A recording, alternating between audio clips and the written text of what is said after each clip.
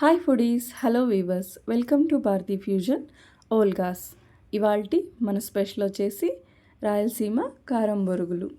ఈ కారం బొరుగులు ఎంతో టేస్టీగా అలాగే ఎంతో క్రిస్పీగా ఉంటాయన్నమాట. చూడండి టెక్స్చర్ కూడా ఎంత బాగా వచ్చిందో. ఈ కారం బొరుగులు వచ్చేసి ఎవరైనా ఇంట్లోకి గెస్ట్ వచ్చినప్పుడు కానీ లేకపోతే ఈవినింగ్ టైం మనకి టీ టైం స్నాక్స్గా కానీ చాలా యూస్ఫుల్గా ఉంటాయి. జర్నీస్కి కూడా తీసుకెళ్ళొచ్చు. వీటిని ఎలా తయారు చేసుకోవాలి ఇప్పుడు చూసేద్దాం. వీటికి గాను వేరుశనగ పల్లీలు, అలాగే ఎండుమిర్చి, వెల్లుల్లి, కారం పొడి, కరివేపాకు, జీలకర్ర, ఉప్పు, పసుపు, బొరుగులు తీసుకుంటున్నా. ఇక్కడ నేను 5 లీటర్స్ వరకు బొరుగులు తీసుకొని ఆ క్వాంటిటీకి సరిపడా చేస్తున్నా. 1 టీ స్పూన్ జీలకర్రని తీసుకొని దాన్ని ఇలా ఒక పెస్టల్లో వేసుకొని కచ్చా పచ్చగా దంచుకోవాలన్నమాట. సో కొంచెం స్మెల్ వస్తుంది బాగా దంచినప్పుడు. అలా వచ్చేదాకా కొంచెం దంచుకొని పక్కన పెట్టుకోండి. ఇప్పుడు అదే పెస్టల్లోకి ఒక వెల్లుల్లి తీసుకున్నాం కదా, వాటి వెల్లుల్లి రెబ్బలన్నీ తీసి ఇలా వాటిని కూడా కొంచెం కచ్చాపచ్చగా దంచుకోవాలన్నమాట. దంచుకున్న తర్వాత స్టవ్ పైన ఒక పెద్ద పాత్రను పెట్టేసుకున్నాను. దాంట్లోకి వేరుశనగ ఒక టేబుల్ స్పూన్ ఆయిల్ వేసుకొని దాంట్లోకి పల్లీలు, అలాగే ఎండుమిర్చి, కరివేపాకు, దంచి పెట్టుకున్న వెల్లుల్లి రెబ్బలు అన్నీ వేసి బాగా కలుపుకోవాలన్నమాట. అవి ఆయిల్లో బాగా మంచిగా ఫ్రై అవ్వాలి. అలా ఫ్రై అయ్యేంత వరకు ఒక మీడియం ఫ్లేమ్లో పెట్టుకొని వాటన్నింటిని వేయించుకోవాలి. వేయించుకున్న తర్వాత ఇప్పుడు లాస్ట్లో ఒక పావు టీ స్పూన్ పసుపు, అలాగే దంచి పెట్టుకున్న జీలకర్రని కూడా యాడ్ చేసుకుంటున్నాము.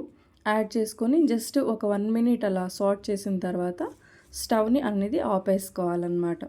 ఇప్పుడు నేను 5 లీటర్స్ బొరుగులు అని చెప్పాను కదా, వాటిని క్లీన్ చేసి పక్కన పెట్టుకుంటాం. వాటిని కూడా అందులో వేసేసుకొని స్టవ్ ఆపేసే వేయాలి. ఆపేసుకొని ఇలా టాస్ చేసుకోవాలి మొత్తం. అంటే ఆ కింద ఉన్న తిరమాత మొత్తం బొరుగులకి పట్టాలి కదా. సో అలా ఒక 2-3 సార్లు టాస్ చేసుకొని బాగా కలుపుకోవాలన్నమాట. కలిపిన తర్వాత ఇప్పుడు లాస్ట్లో కారం పొడి, అలాగే రుచికి తగిపడినంత ఉప్పు. ఈ బొరుగులకి ఆల్రెడీ అవి సాల్టెడ్గానే ఉంటాయి కాబట్టి ఈ 5 లీటర్స్కి గాను నేను జస్ట్ లాస్ట్లో ఒక అర టీ స్పూన్ సాల్ట్ మాత్రమే యాడ్ చేస్తున్నాను.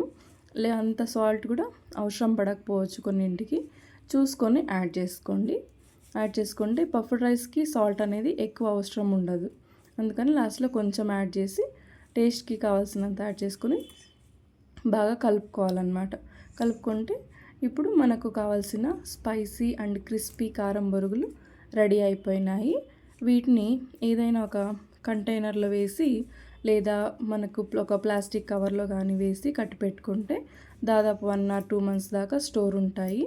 ఎక్కడికైనా మనం జర్నీస్కి వెళ్ళినప్పుడు లేదా ఈవినింగ్ టైం బోర్ కొట్టినప్పుడు, టీ టైం అప్పుడు, కాఫీ తాగేటప్పుడు తినడానికి చాలా బాగుంటాయి అన్నమాట.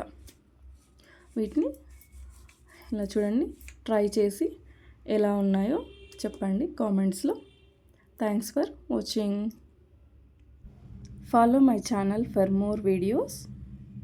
Don't forget to like, subscribe and share.